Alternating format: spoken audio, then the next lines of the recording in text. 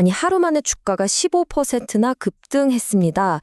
시장에 있던 돈이 갑자기 한 회사로 그냥 확 쏠린 건데요. 바로 반도체 장비 기업 원익 IPS입니다. 이게 AI 시대에 진짜 숨겨진 보석을 찾아낸 걸까요? 아니면 그냥 위험한 과열 신호일까요?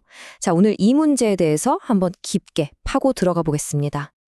날짜는 2025년 10월 2일, 원익 IPS 주가가 보이시죠? 단 하루 만에 무려 15.24% 폭등했습니다. 와, 이건 그냥 오른 게 아니에요. 평소보다 거래량이 대여섯 배는 터졌고요. 그 물량을 기관이랑 외국인 투자자들이 무섭게 사들인 겁니다.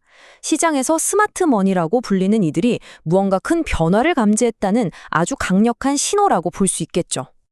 자, 그래서 오늘 우리가 던져야 할 핵심 질문은 바로 이겁니다.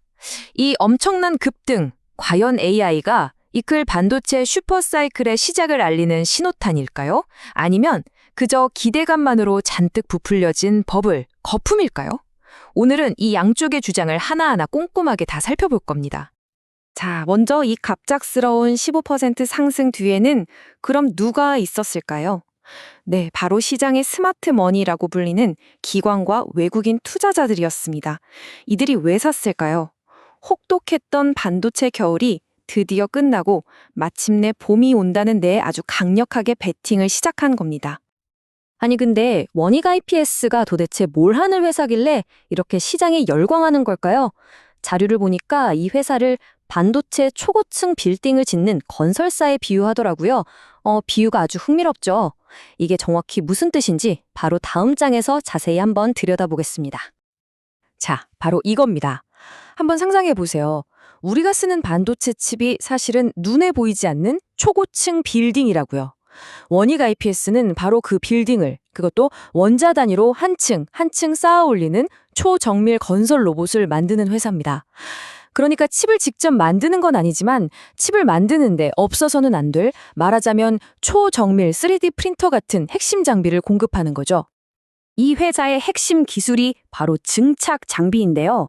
증착이라는 게 뭐냐면 웨이퍼라는 동그란 판 위에 회로 물질을 아주 얇은 막으로 입히는 공정이에요.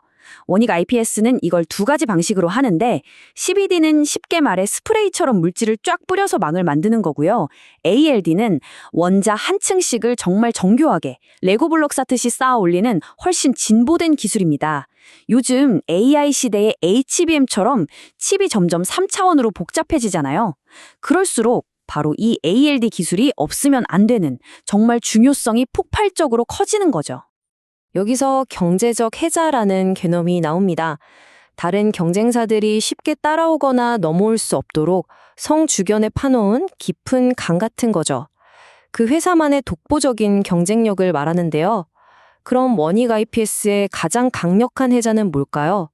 바로 방금 말씀드린 세계 최고 수준의 ALD, 원자층 증착 기술력. 이게 바로 시장이 이 회사에 열광하는 가장 핵심적인 이유입니다. 자, 그럼 투자자들이 왜 이렇게 원익 IPS에 대해 긍정적으로 보는지 그 핵심 이유 세 가지를 지금부터 하나씩 살펴보겠습니다. 과연 그들의 기대에 탄탄한 근거가 있는 걸까요? 첫 번째 이유는 바로 이겁니다. 극적인 V자 실적 회복. 표를 한번 보세요. 2023년에 영업이익이 마이너스 181억 원, 적자로 바닥을 찍었죠?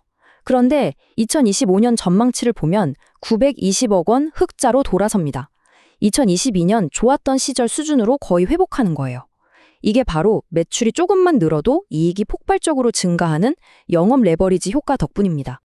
두 번째 이유, 이게 어쩌면 더 중요할 수 있습니다. 바로 AI 혁명의 ALD 기술이 필수라는 점이에요. 그냥 있으면 좋은 기술이 아니라 없으면 안 되는 기술이라는 거죠.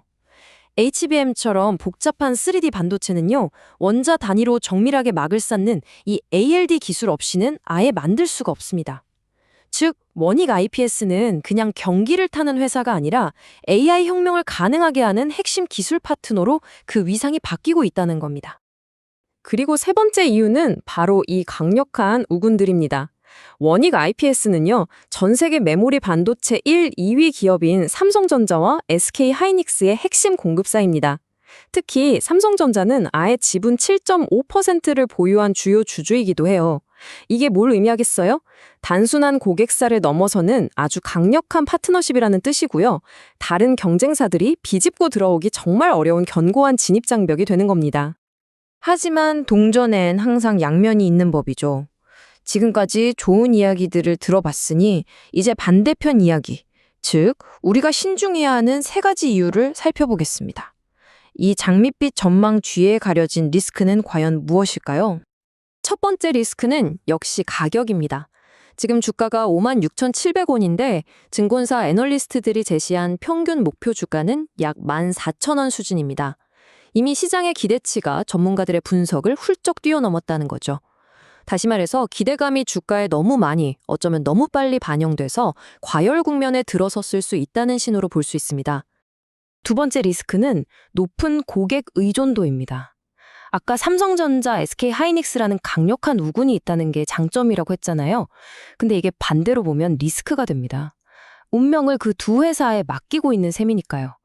매출의 절대적인 부분이 이 두 회사에서 나오기 때문에 만약 이들의 투자 계획이 조금이라도 틀어지면 원익 IPS는 곧바로 직접적인 타격을 입을 수밖에 없습니다.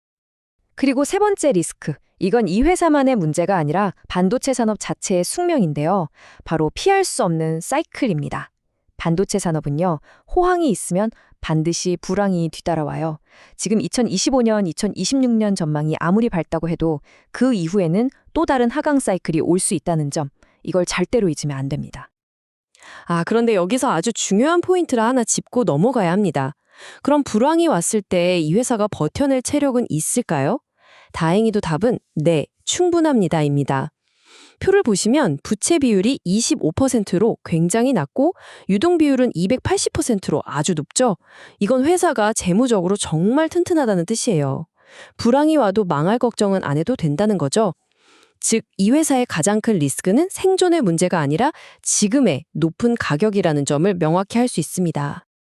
그렇다면 지금 이 높은 가격, 과연 미래의 가치를 생각했을 때 정당화될 수 있는 수준일까요? 이 가격과 가치의 문제를 조금 더 깊게 파고 들어가 보겠습니다. 이럴 때 우리가 흔히 사용하는 지표가 바로 선행 주가 수익 비율, 영어로는 forward PE입니다. 이게 뭐냐면요, 현재 이익이 아니라 미래에 벌어들일 것으로 예상되는 이익에 비해서 지금 주가가 얼마나 높은지를 보여주는 지표예요. 투자자들이 이 회사의 미래 성장에 대해 기꺼이 얼마를 더 내고 있는지를 알 수 있는 거죠. 자, 이 표를 한번 보세요. 여기서 아주 재미있는 사실이 드러납니다. 다른 경쟁사들과 비교했을 때 원익 IPS의 2025년 예상 PE는 39.6배로 월등히 높습니다. 다른 회사들은 20배 수준인데 혼자 거의 40배 가까이 되죠. 이게 뭘 뜻할까요? 시장이 원익 IPS가 가진 독보적인 ALD 기술력, 그리고 삼성전자와의 끈끈한 관계에 아주 높은 프리미엄, 그러니까 웃돈을 주고 있다는 명백한 증거입니다. 자, 지금까지 우리는 긍정적인 면과 또 조심해야 할 부분들을 모두 살펴봤습니다. 그럼 이제 분석에서 한 걸음 더 나아가서요. 만약 여러분이 이 회사에 대한 투자를 고려하고 계신다면 스스로에게 꼭 던져봐야 할 마지막 질문들을 정리해 보겠습니다. 투자를 결정하기 전에 이 세 가지 질문에 스스로 답해 보시기 바랍니다. 첫째, 나중에 반도체 하강 사이클이 다시 왔을 때 공포에 질려서 팔지 않고 버틸 수 있는가? 둘째, 나의 투자 기간은 단기적인 등락이 아니라 최소 2년에서 3년 이상을 보고 있는가? 그리고 셋째, 이 주식이 내 전체 투자 포트폴리오에서 감당할 수 있는 적절한 비중인가? 그리고 마지막으로 가장 중요한 메시지입니다. 오늘 15% 급등했다는 그 사실 하나만 보고 투자하지 마십시오. 투자의 결정은요, 단 하루의 주가 움직임에 흥분해서 내리는 게 아닙니다. 오늘 우리가 함께 살펴본 것처럼 이 회사가 뭘 하는지, 어떤 성장 가능성이 있는지, 그리고 동시에 어떤 명백한 위험이 있는지를 충분히 이해하고 난 후에 신중하게 내려줘야 하는 것이죠.